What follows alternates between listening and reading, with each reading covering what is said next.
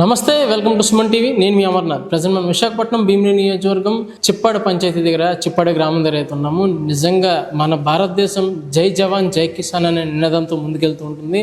అటువంటి అంటే ఎండైనా వానైనా చలైనా మంచైనా ఎంతటి చల్లు అయినా సరే గన్ను పట్టుకొని గస్తీ కాస్తూ దేశ ప్రజల రక్షణ కోసం పనిచేస్తున్నటువంటి జవాన్ అంటే మనకి ఎంత గౌరవమో తెలుసు. అటువంటి జవాన్ని ఇంటికి ఒక జవాన్ అయితే కనుక ఈ 7 గ్రామాలు ఈ యొక్క చిప్పాడ పంచాయతీ ఇవ్వడం జరిగింది. ఒక్కొక్క కుటుంబంలో ముగ్గురు కన్నా ఎక్కువ మంది కూడా ఉన్నట్టు పరిస్థితి అయితే ఉంది. సో ఇటువంటి చిప్పాడ గ్రామంలో ఇంతమంది ఉన్నటువంటి ఎక్స్ ఆర్మీ వాళ్ళు అవ్వచ్చు అండ్ ఆర్మీలో ప్రజెంట్ పనిచేస్తున్న వాళ్ళు వీళ్ళందరూ కలిసి ఇక్కడ ఎక్స్ ఆర్మీకి సంబంధించి ఒక ఆఫీస్ని కూడా పెట్టడం జరిగింది. సో సుత్తమ్మ తల్లి ఆఫీస్ అయితే కనుక ఇక్కడ ఎక్స్ సర్వీస్ మెన్ ఆఫీస్ కూడా పెట్టడం జరిగింది. దీనికి సంబంధించి ఇక్కడ ఉన్నటువంటి ప్రెసిడెంట్ గారితో మాట్లాడి మరిన్ని వివరాలు తెలుసుకునే ప్రయత్నం చేద్దాం.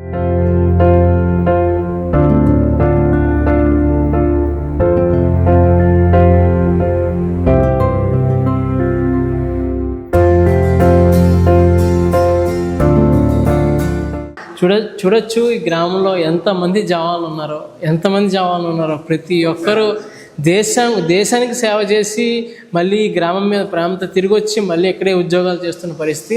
సో సార్ చెప్పండి, ఇది అంతా ఏంటి సార్? ఇది ఇప్పుడు ఫోటోలు ఇది సార్, ఇది మాకు 2023లో మాకు ఈ బిల్డింగ్ కట్టడానికి అందరం నిర్ణయించుకున్న తర్వాత అందరం డబ్బులు ఎత్తుకొని ఇవంతా మాకు మొత్తం అందరం ఈ పాత మా స్టాఫ్ ఇదంతా ఎక్స్ మెన్లే వీళ్ళతో నట్టుగా స్టార్ట్ చేసాం. ఇప్పుడు మళ్ళీ మేము ఛార్జ్ తీసుకున్నాం, ఎందుకంటే 3 years తర్వాత ఛార్జ్ తీసుకోవాలి కదా. అందుకని ఈ మొత్తం అంతా ఇదంతా అయిపోయిన తర్వాత లాస్ట్ మాకు దివ్యస్ కొంత హెల్ప్ చేసిందండి బిల్డింగ్ కోసం.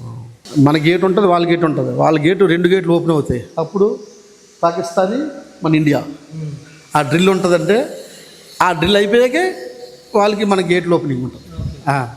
ఇది మీకు తెలుసు కదా, మీకు మనం పర్యటనకు వస్తుంటే వెళ్ళి పర్యటనకు వస్తే మా అమ్మవారు గ్రామదేవత చూపిస్తాం అమ్మవారిని. అదిగా సుత్తమ్మ తల్లి. ఇదంతా ఇల్లు మామూలుగా ఇవన్నీ ఏమంది ఇది మన ఢిల్లీ అవుతుంటుంది కదా సార్. ఫ్లాగ్ ఇవన్నీ చూద్దాం.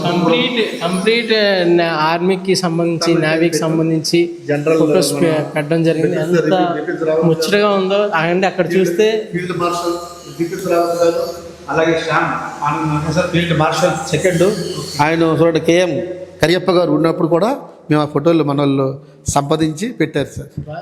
అంతేకాదు ఒకసారి కెమెరామెన్ భారతమాత యొక్క చిత్రపటాన్ని అయితే ఇక్కడ పెట్టడం జరిగింది. నిజంగా పెయింటింగ్ కూడా చాలా రియలిస్టిక్గా వేసిన పరిస్థితి అయితే కనిపిస్తుంది. ఈ ఎక్స్ సర్వీస్ మ్యాన్ ఏదైతే ఆఫీస్ ఉందో ఇక్కడ అంటే ఒక పని చేస్తూ అయితే ఒక వ్యక్తి కనిపించారు. ఆయన కూడా ఎక్స్ సర్వీస్ మ్యాన్. సో మూర్తి గారు ఇంచుమించు 3 stars సంపాదించారట ఆయన సర్వీస్లో. అసలు ఏం పని చేశారు, ఆయన ఎక్కడెక్కడ వర్క్ చేశారో మరిన్ని వివరాలు తెలుసుకున్నాం. సార్ నమస్తే. Good evening sir. ఇప్పుడు మా ప్రెసిడెంట్ గారితో మీరు మాట్లాడారు. అతను ఆ టైంలో నేను చిన్న కుర్రోడిని. అతను చూసి అలాగే నేను ఆర్మీకి వెళ్ళాను ఒక పట్టుదల నాకు ఉండేది. అతను చూసి నేను ఆర్మీకి వెళ్ళాను. నేను ఆర్మీలో 30 సంవత్సరాలు సర్వీస్ చేశాను. ఈ 30 సంవత్సరాల్లో నేను ఒక సిపాయిగా ర్యాంకులో వెళ్ళి ఆర్డినరీ క్యాప్టెన్గా ర్యాంక్లో తీసుకొని వచ్చున్నాను, ఆఫీసర్ అయ్యి వచ్చున్నాను. నాకు చాలా హ్యాపీగా ఫీల్ అయ్యాను. 30 సంవత్సరాలు మా ఏరియాలో నేను 30 సంవత్సరాలు చేస్తున్నాను. ఆ 30 సంవత్సరాలు కూడా చాలా కష్టాలు, చాలా సుఖాలు కూడా అనుభవించాం, సుఖాలు కూడా పొందాం. దాంట్లో మనం ఇదేం లేదు.